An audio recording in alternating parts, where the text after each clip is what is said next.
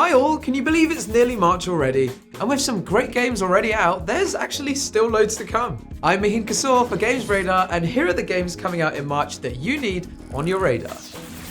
The latest from Team Ninja, most famous for the Ninja Gaiden franchise, is a new action RPG set during the Three Kingdoms era, only with a lot more monsters and dragons. It looks to be walking in the same footsteps as Nioh as an unforgiving adventure, where you'll need to master the attack patterns of enemies and bosses, making use of deflects and counters. While it almost certainly looks to be closer to Nioh, it also looks to be closer to the mold of a Dark Souls-like game. A recent trailer shows off a revenge system at work in Wolong, whereby the player can defeat an enemy who previously failed them to achieve a reward. This video doesn't make it clear what exactly the reward is, however, but at least your hard-earned rewards won't be lost for good when you perish. Wolong Fallen Dynasty was first announced last summer during the Xbox Bethesda showcase, where it was confirmed to be coming to Game Pass on launch. That means, if you are a subscriber, you'll be able to boot up Wolong Fallen Dynasty at no extra cost.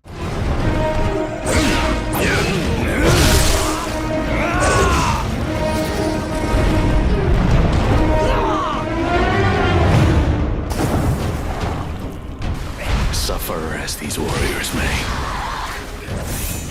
their pain could be the foundation for a new age. What do you get if you cross Pokemon Snap with Silent Hill? Well, Fatal Frame, Project Zero, Mask of the Lunar Eclipse, of course. After the success of Maiden of Blackwater Remaster in late 2021, it's no surprise that Koei Tecmo is bringing back even more camera obscura-related terror. Mask of the Lunar Eclipse was originally released exclusively on the Wii in Japan in 2008. So technically a lot of us will be experiencing it for the very first time. And just as you'd expect, this ticks every terrifying J-horror box. Creepy abandoned hospitals, weak flashlights, and oh yeah, seas of horrific vengeful spirits that can only be repelled by waiting until the last possible moment and then taking a picture.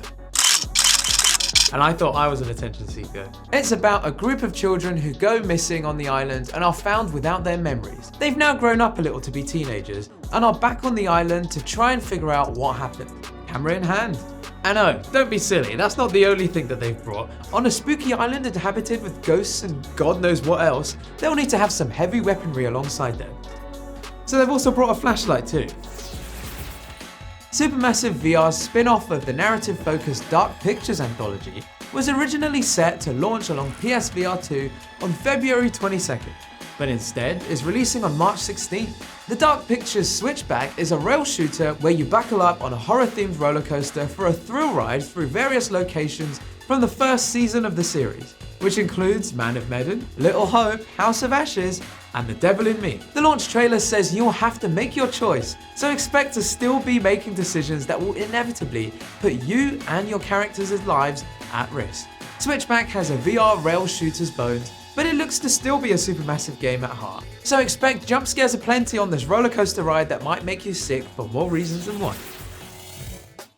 Bayonetta Origins is putting a storybook-like spin on the usual action, transporting players to a 2.5D world where they play as a younger version of the Umbra Witch. It's sort of a puzzle action hybrid, so while there'll be opportunities to use Cereza for combat, you'll also need to sleuth your way through various scenarios. The entire thing looks pretty laid back, which isn't a word you'd ever expect to be associated with the Bayonetta series at large, but Platinum Games' leadership has stressed that Bayonetta Origins is unlike anything else in the series you've seen before. It's also been revealed that a playable teaser for Bayonetta Origins was hiding in Bayonetta 3 this whole time. The whole time? The whole time. The whole time? The whole time. According to Nintendo of America affiliate Chad Conselmo, the playable teaser can be unlocked in Bayonetta 3 by finding certain items and collecting them. Conselmo doesn't offer Bayonetta fans any hints as to what these items potentially are, so you pretty much gotta keep playing Bayonetta 3 in order to unlock the demo, or just buy it when it comes out on March 17th. There must have been a rabbit or something. Right, Cheshire? Did I manage to summon a demon that has now possessed Cheshire?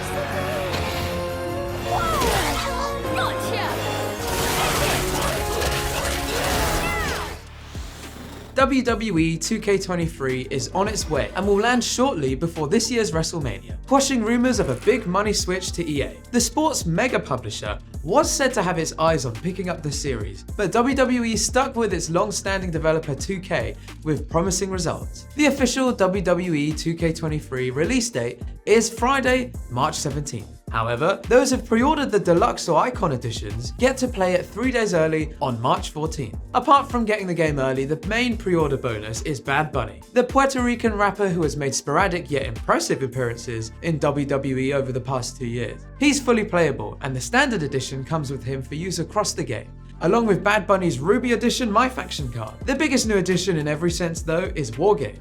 This new match type sees 2 teams of 3 go head to head inside 2 rings, held within a single elongated steel cage. Teammates enter the staggered intervals and bring weapons in with them, making for sheer mayhem once all 6 combatants are inside. It's playable online and offline in 2 different arenas, NXT and Survivor Series.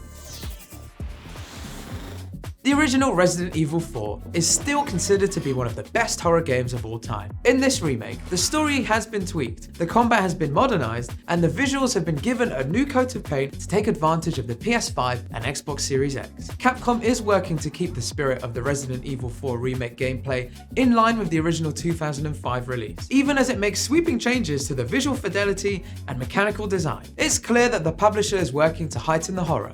It's doing this by making the environments more claustrophobic, drawing the camera in a little closer to Leon S. Kennedy's shoulder, all while increasing the scale of the enemies and world around you. The Resident Evil 4 remake is being built much in the same way as the Resident Evil 2 and 3 remakes that came before it, with Capcom using the past as a blueprint and then working diligently to modernize elements of play that would feel otherwise antiquated when lined up against modern standards.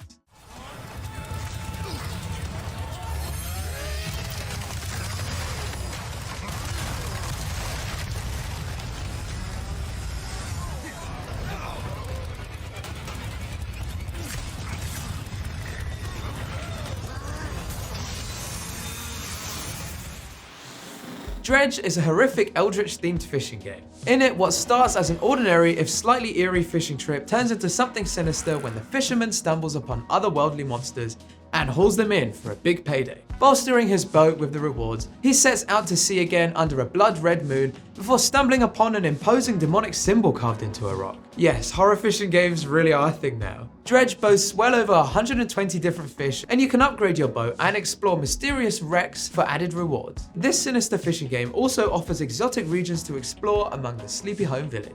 I was lucky enough to play this at Gamescom, and it plays exactly as you think it might. It's rooted in the fishing simulator element of the game, with the demonic stuff providing an edgy twist that should keep you hooked.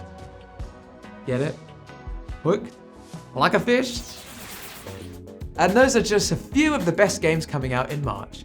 I've been Mahin Kesore, and remember to like, comment, and subscribe to GamesRadar's YouTube channel. See ya!